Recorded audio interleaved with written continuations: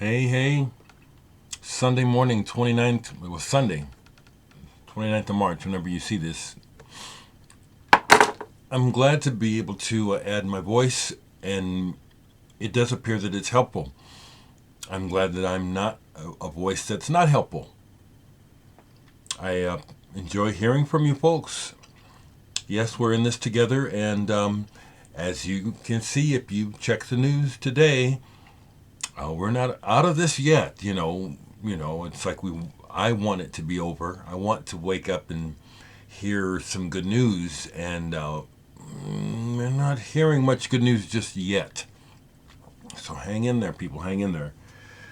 Yesterday, Anthony Ferraro sent me a package. He told me he was going to send me some music, a quarantine package, to help. And I quarantined that package pretty good before I opened it and brought it in the house. But he sent me two great records. Thank you, Anthony. Steve Hillage Live, 1977. I didn't even know this was out. Madison Square Garden, 1977. Steve Hillage, the guitarist who was best known with Gong, and then he went on to System 7. Before that, he was in the band Karn and Arzeko. I played part of this. I really appreciate it. Mainly, number one, I'm a Gong fan. I'm not a big fan of Steve Hillage's guitar playing. I have Steve Hillage records as part of my Gong family. I don't play them much. The way that he references the American blues is always kind of like, I always thought that was the weak part of his playing.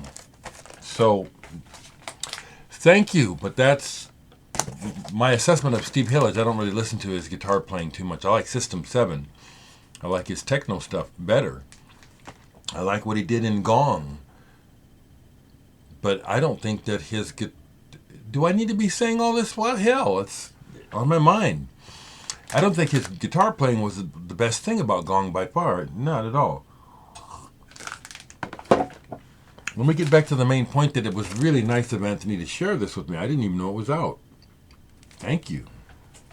What he sent me that I really dig, and I didn't know he was going to send it, but I've been craving, is Supersister, Present from Nancy, the reissue. I have an original. Well, I have an old copy. The very first issue of this album is a gatefold. This isn't. My copy from the Netherlands isn't. But this is a remaster. It's got the insert 180 gram vinyl on beautiful red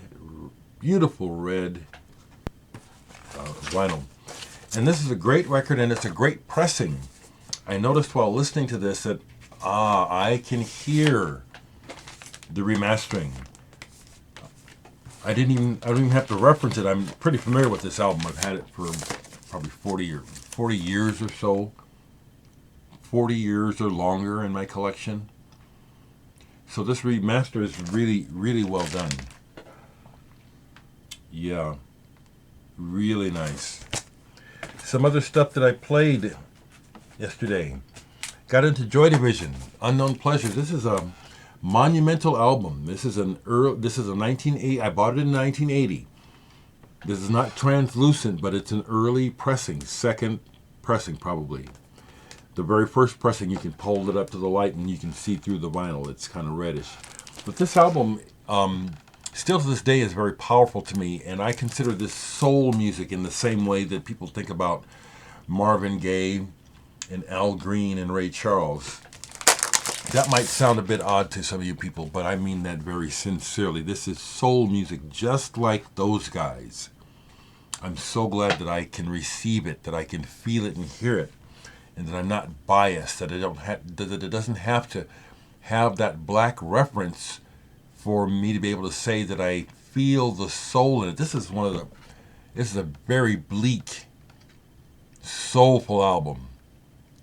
Joy Division, Unknown Pleasures. I do agree that it's one of the greatest albums ever made. I have friends, including the guitar player in my band, RAF, Paul. He can't stand this. He thinks it's trash.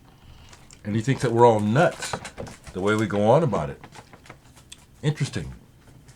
See, that's just the matter of us being humans and having opinions. You know, ain't nothing wrong there. He doesn't hear it. Played this all the way through, The Concrete Twin by Mick Karn. Great bass player who passed away much too soon. He was in Japan and Rain Tree Crow. Has a very slinky, snake-like way of playing the bass and composing. His compositions are very sideways. They don't go in a straight linear path. I love it. Mick Karn. Here's something I bought recently that I played again last night twice. The Young Gods from Switzerland. These fuckers are badass. This is mature. This is music for adults, okay? This ain't for no kids. Data Mirage Tangram. This is some badass shit. There's gravitas. That's the word. Gravitas to this music.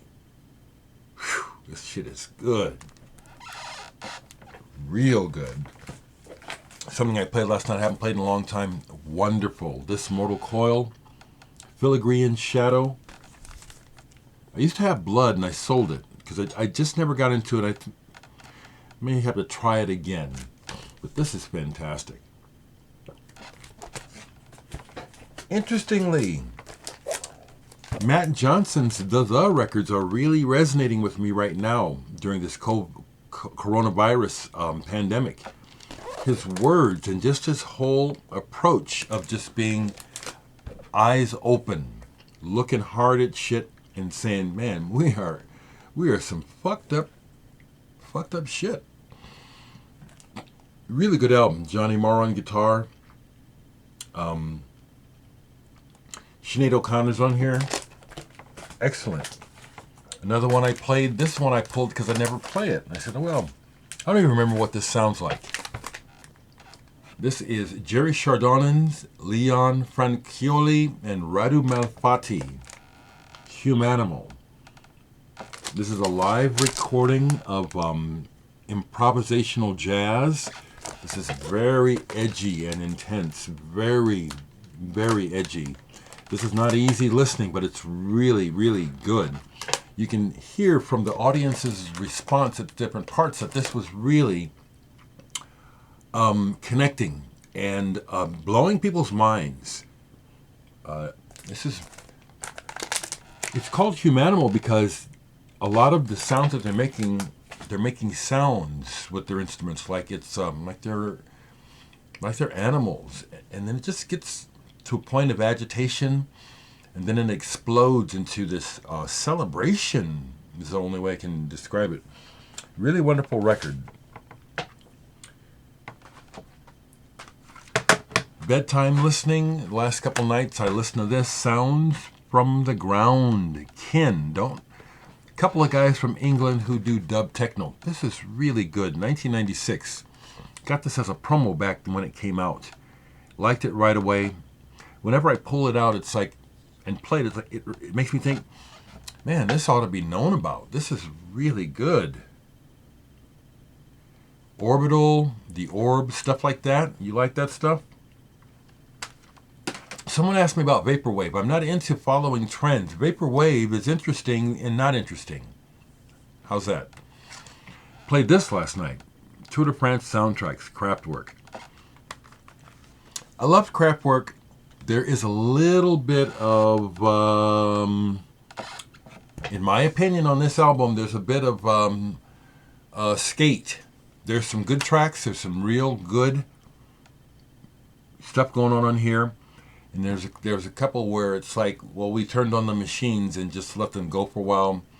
We'll oscillate a little bit this way, a little bit this way, and then that's the track. Cheat. They do so much. To me, I love Kraftwerk, so I can hear when they're skating. So it's like, most of this is good. There's some filler on this bitch. Last thing I'll show is Macha. Don't know where this band is from. I think they're American. See It Another Way. Very interesting sound. I didn't get to this last night, but I really like Macha. Interesting sound. Sounds like they use gamelan or something. It's very interesting. Macha. Okay, folks, we got to hang on. We got to just stay strong. We got to stay strong. I heard from my friends, this particular family in Italy, that I know who the whole family is infected. And they're holding on, but it's dicey. This shit is real, people. Take care of yourselves. Be well.